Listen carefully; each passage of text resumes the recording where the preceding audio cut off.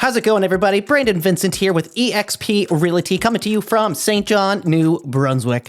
And this week's video is going to be a little bit different. Back in April, I was chosen to be a speaker at EXPCon, and that's the EXP National Conference here in Canada, and that was in Vancouver.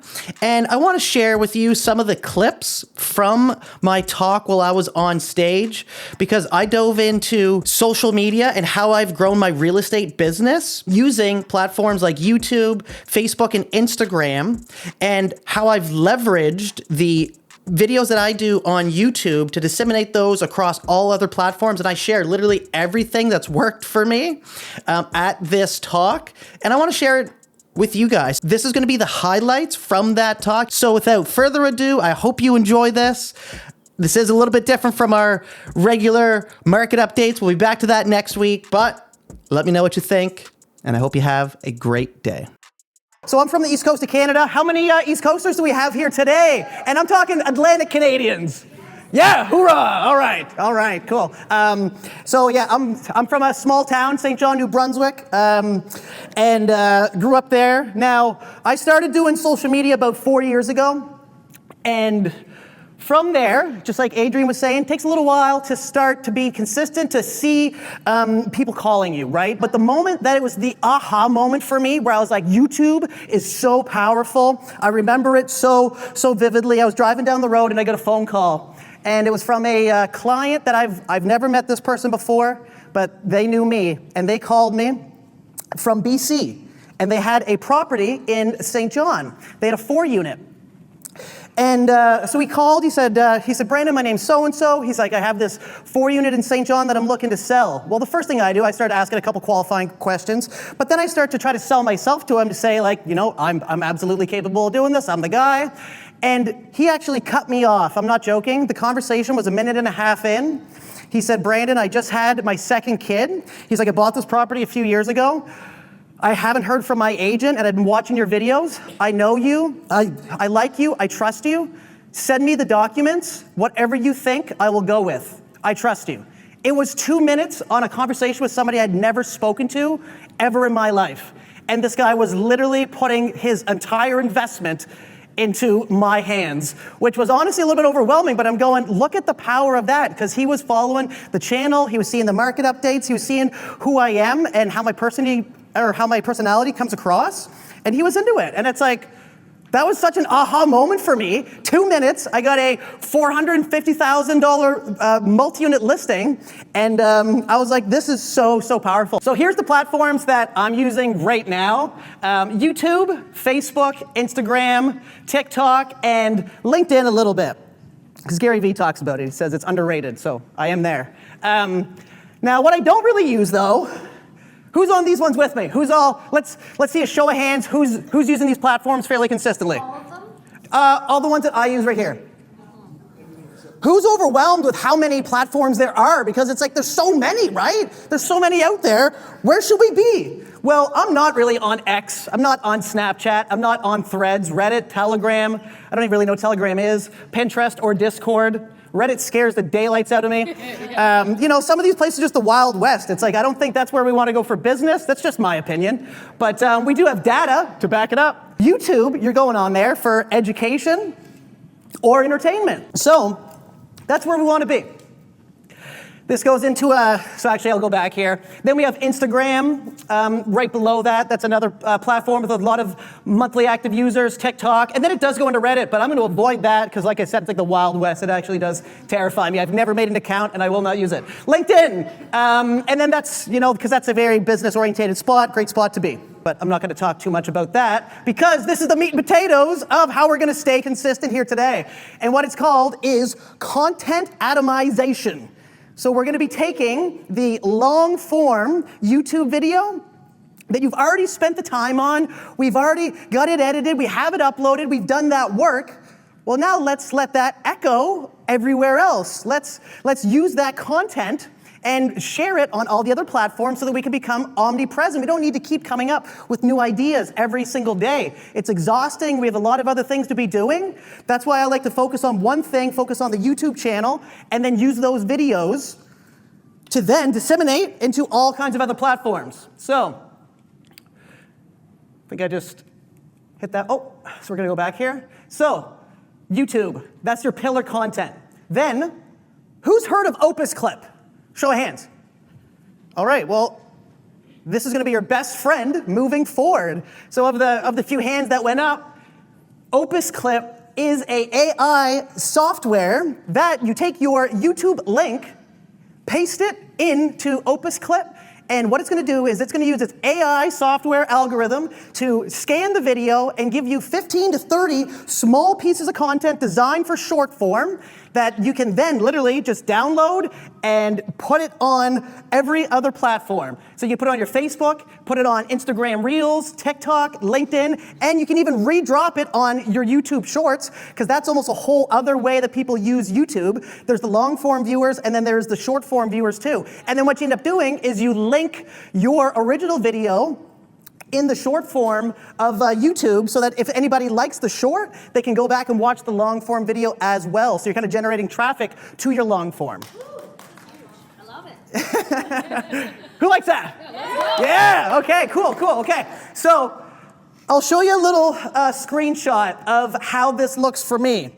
So this is my OpusClip. Now, everybody write this down, take a picture. OpusClip does cost money. I'm not like representing them in any way.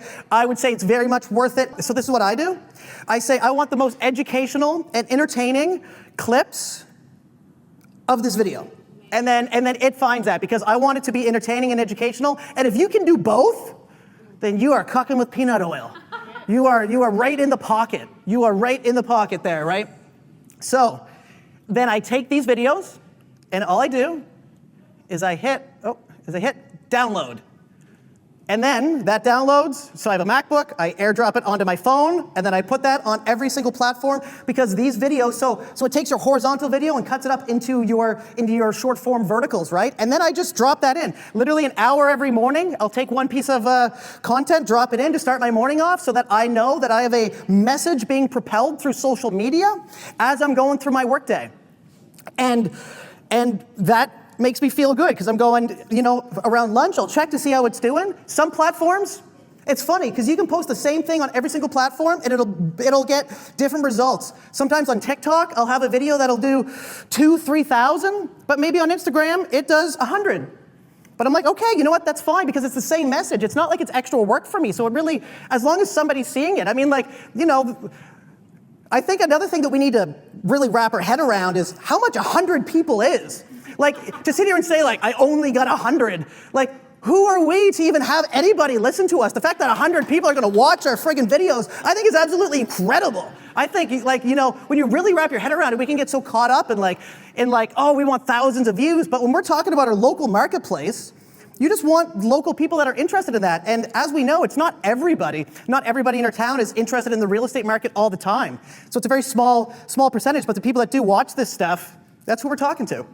Something that I started 2 years ago was getting into podcasting. So I do local podcasting, and the thing is most people say they'll start a podcast, they'll do 1 or 2 episodes, and they stop, just like they do on content on YouTube, right? The thing with podcasting is over 90% do not make more than 10 podcast episodes. So in order to really stand out as a podcast, it's actually pretty easy as long as you stay consistent.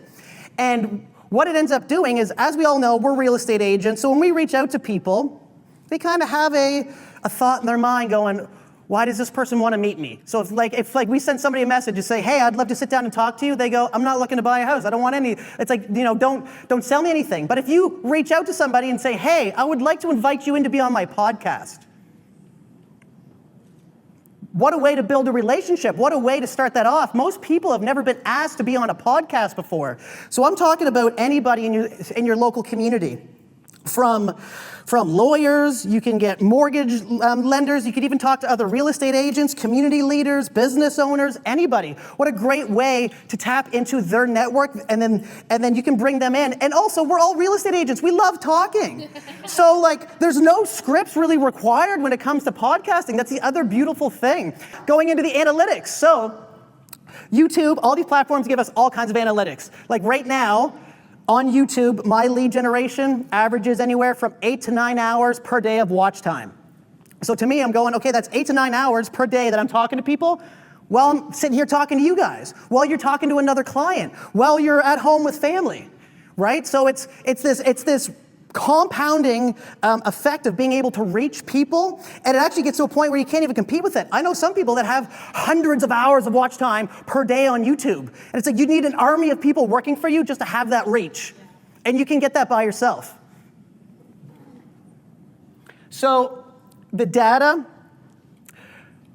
so I do analyze it quite a bit, maybe a little bit more than I should sometimes, but I like going in and I'll try to figure out which intros work best, what our audience is engaging with the most. So you can see, what's getting watched, where do people stop watching. You can even see the audience demographic, the age. Is it more males? Is it more females? You can even see where they're from. Where are people watching from? And so many people using AI now so here's a stat, 82% of Americans now report using AI to gather housing market information before ever speaking to a human. And I think that number is just gonna continue to go up. And we're only at the start of it. This is just getting started. So when it comes to AI finding us, they need proof of life of who we are. We could be the best real estate agent in the city, but if we don't have a presence online, how is the language models going to be able to refer us to our clients? We need to show who we are, what we're about. And the social media is just one way to do that. And the more consistent that we are, the AI actually prefers to showcase people who are consistent because they see that you show up every single day. They want to refer reliable people because it's also on the AI's brand to make a referral. So it wants to find the best people that are going to show up and actually serve that person that's asking the questions, right? 84% of prospective buyers use AI specifically to estimate housing costs or guide them through the early stages of the process. And so the data, recently, 2026 industry reports show that AI models recommend the same authority brands 87% of the time for local queries. And then the benefits. So if you have a podcast, if you have a YouTube channel or an active Facebook, Instagram, LinkedIn articles, then you are feeding the AI the proof it needs to list you as the top choice. So this is also building our legacy for the way that business is going to be done in the future.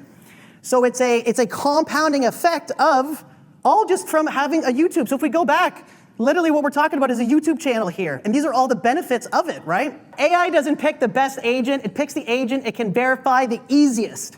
And if you aren't feeding your machine your expertise today, you're letting your competition become the default answer for the next decades. It's a land grab, right? We have an opportunity to showcase who we are, and the people that get there first are gonna have a major advantage when it comes to that.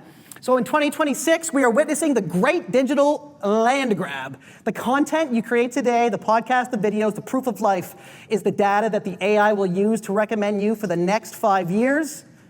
You can either be the agent who builds the data or the agent who is replaced by it. Now, I don't think that everybody's gonna get replaced by it. That was a little bit extreme at the very end there, but it's very true. So get this, right before I got on the plane to come here to Vancouver, I got a message that I was like, I gotta put this in the slides. So a client of mine, at 9:54, the day before I jumped on the plane to come here, sent me this. Gemini recommended me your video.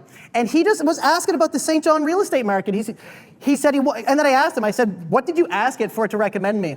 And he said, I was just asking what's going on in the St. John real estate market right now so I could figure out what to do when it comes to selling my house. So this video came up and I was just like, that's so powerful. So that is the power that we have here today for YouTube, for social media, and this is the importance of doing this. So I hope that, I hope all of you got some value here today from this. I was gonna say half of you, but I hope everybody took at least something away that they can implement into their business and start being more consistent.